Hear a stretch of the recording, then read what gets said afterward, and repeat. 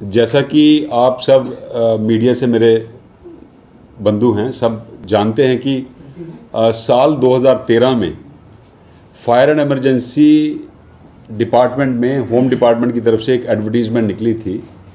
तकरीबन 750 पोस्टें फायरमैन की और 150 पोस्टें जो थी वो फायरमैन ड्राइवर्स की एडवर्टाइज हुई थी। क्वालिफ़िकेशन जो रखी गई थी वो 8th स्टैंडर्ड रखी गई थी फायरमैन की। जो फायरमैन ड्राइवर की थी वो 8th pass with heavy goods vehicle licence उसके पास, उस पर एंडोर्समेंट होनी चाहिए। और लास्ट डेट जो फॉर्म सबमिट करने की वो फिक्स हुई थी वो 18 अप्रैल 2013 हुई थी। और लोगों ने इसमें अप्लाई किया, फिजिकल एंड्योरेंस टेस्ट हुआ, फिर रिटन टेस्ट हुआ। तो जब रिटन टेस्ट हुआ तो जिस कंपनी को ये कॉन्ट्रैक्ट अवार्ड किया गया था उसके खिलाफ कुछ एलिगेशंस लगी।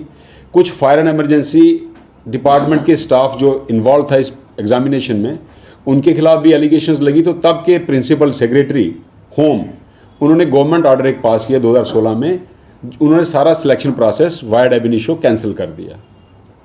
अब जो बच्चे अपने आप को मेरिटोरियस समझ रहे थे, जो ये कहते थे कि हमारा इसमें कोई कसूर नहीं है, वो कोर्ट में चले गए कि आपने सारा प्रोसेस कैंसिल क्यों किया। तो कोर्ट ने कहा जी आप सारा मत कैंसिल करिए, आप रिटन एग्ज़ाम रिकंडक्ट करिए। तो ये हो गई पहला स्टेप एक, जिसमें डिपार्टमेंट ने खुद माना कि हमारे डिपार्टमेंट में सिलेक्शन में धांधली हुई है।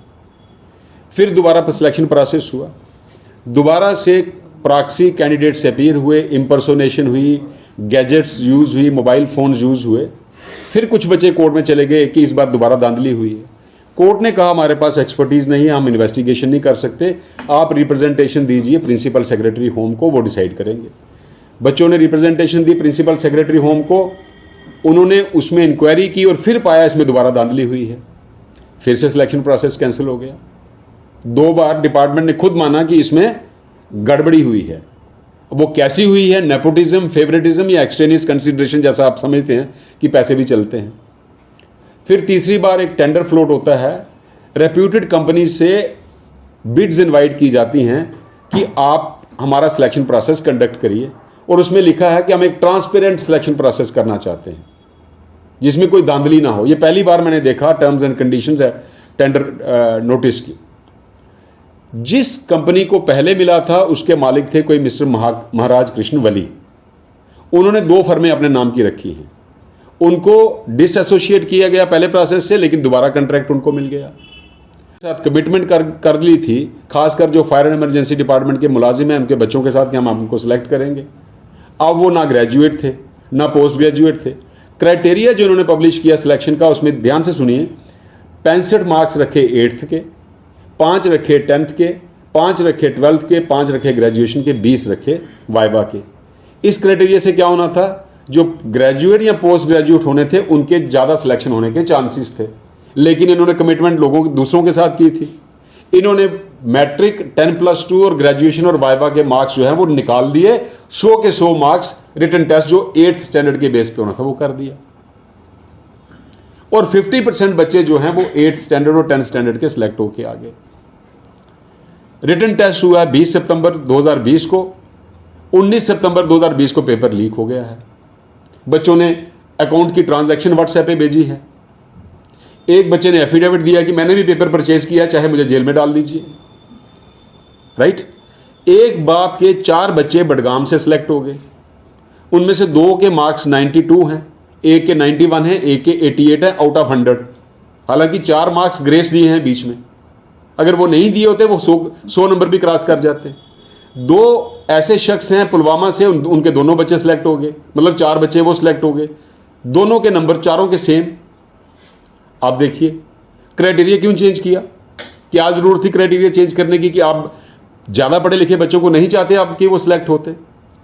और सबसे बड़ी बात जो है, 2 बार आपने खुद कहा इसमें धांधली हुई है, अब तीसरी बार बच्चे कह रहे हैं धांधली हुई है, तो इसमें इंक्वायरी करने से आपको क्या परहेज है। और छोटे से छोटा नोटिस इस सिलेक्शन प्रोसेस का पेपर में पब्लिश होता है। और जो सबसे इंपॉर्टेंट स्टेज थी, सिलेक्शन लिस्ट जब निकली 3 अक्टूबर 2020, वो सैटरडे था, वो पेपर में पब्लिश नहीं होती। वो फायर एंड इमरजेंसी के वेबसाइट पे शाम को 8 साढ़े 8 बजे अपलोड होती है। और first time in the history of JNK 4 अक्टूबर को next day appointment order Sunday को होता है। कभी आपने सुना संडे को अपॉइंटमेंट ऑर्डर हुआ? और जब भी अपॉइंटमेंट ऑर्डर होता है उसमें लिखा जाता है आपको 21 दिन दिए जाते हैं ज्वाइनिंग के लिए, लेकिन उसमें लिखा कि आप आज 4 अक्टूबर को आपको अपॉइंट किया गया है, संडे को 5, 6 और 7 को आप ज्वाइनिंग डालिए। अगर आपके पास अपने डॉक्यूमेंट्स पूरे नहीं हैं, आप डेफिशिएंट डॉक्यूमेंट्स के साथ भी ज्वाइनिंग डाल सकते हैं। क्या जल्दी थी? बच्चे सड़कों पे आए, सुनवाई नहीं हुई, बच्चे कैट में चले गए। कैट ने कहा हमारे पास एक्सपर्टीज नहीं है, जैसे पहले हाई कोर्ट ने कहा था रिप्रेजेंटेशन सेक्रेटरी को दो, सेक्रेटरी ने रिप्रेजेंटेशन लेके दूसरी बार कैंसिल कर दिया। अब कैट ने कहा अगर कोई धांधली हुई है तो डिपार्टमेंट इसको देखेगा। अब अगर कैट में बच्चे नहीं जाते, इनके नोटिस में लिखा था कि जिनके पास हैवी गुड्स व्हीकल नहीं होगा हम उनको ड्राइविंग टेस्ट में पार्टिसिपेट नहीं करने देंगे। आपने उनको अपॉइंट किया, बच्चे कोर्ट में गए, अगर वो कोर्ट में नहीं जाते, कैट की डायरेक्शन नहीं आते, आज वो 20 बच्चे काम कर रहे होते। ओवर एज बच्चे आपने लगा दिए, अंडर एज बच्चे आपने लगा दिए, एक बाप के 4 बच्चे लगा दिए, अगर उसके 10 बच्चे होते 10 के 10 लग जाते। मैं कहता हूं इससे बड़ी धांधली और किसी सिलेक्शन में नहीं हुई है।